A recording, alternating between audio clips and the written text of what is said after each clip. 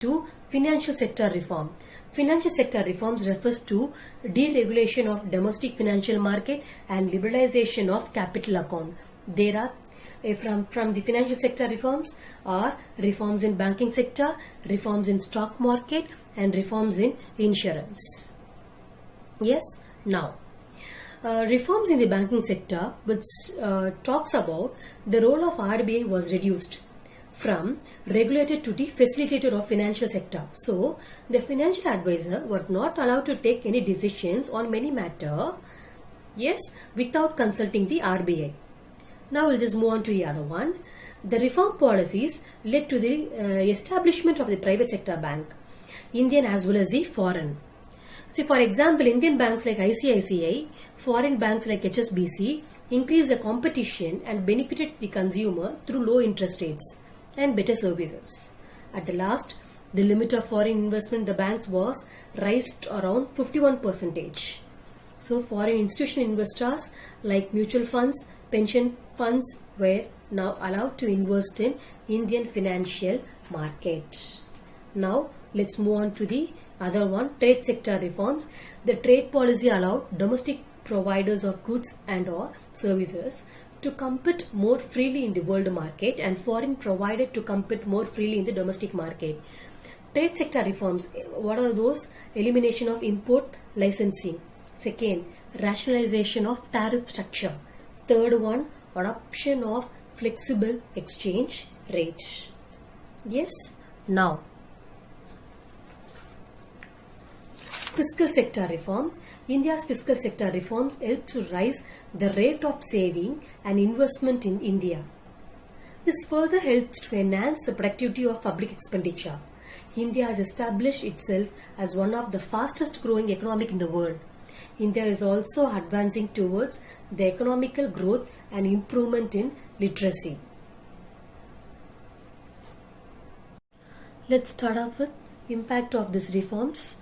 The first one, average annual growth of services shifted to 8.1% during 1991 to 2001 from 6.9% during 1981 to 1991.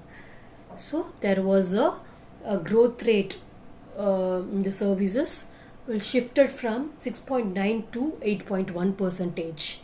The rate of growth rate that will double average income in a decade.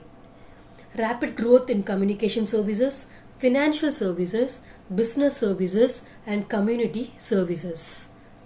Exports of information technology enabled services particularly strong. Now, arguments in the favor of liberalization. Increase in rate of economic growth, increase in competitiveness of industrial sector, reduction in poverty and inequality, fall in fiscal deficit, control on prices, decline in deficit of BOP, increase in efficiency. These are the arguments in the favor of liberalization. Because of liberalization, these are the positive effect.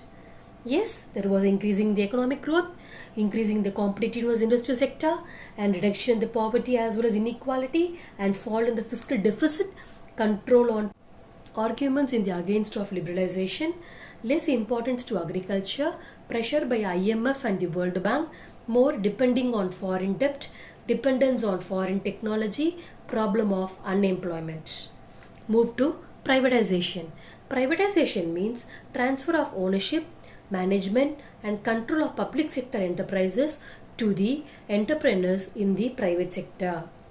Privatization can be done in two ways: transfer of ownership and management of public sector companies from the government to the private sector, and privatization of the public sector undertaking by selling a part of equity to the public. This process is known as disinvestment. So privatization can be done in two ways. The first one, transfer of ownership and management from public to private. It's one of the way of privatization. Second one, they'll be selling a part of equity of public sector to the private. We'll be calling it as a disinvestment. We'll move to advantages of privatization. Privatization helps in reduce the burden on government. It will help profit making public sector unit to modernize and diversify their business. It will help in making public sector unit more competitive.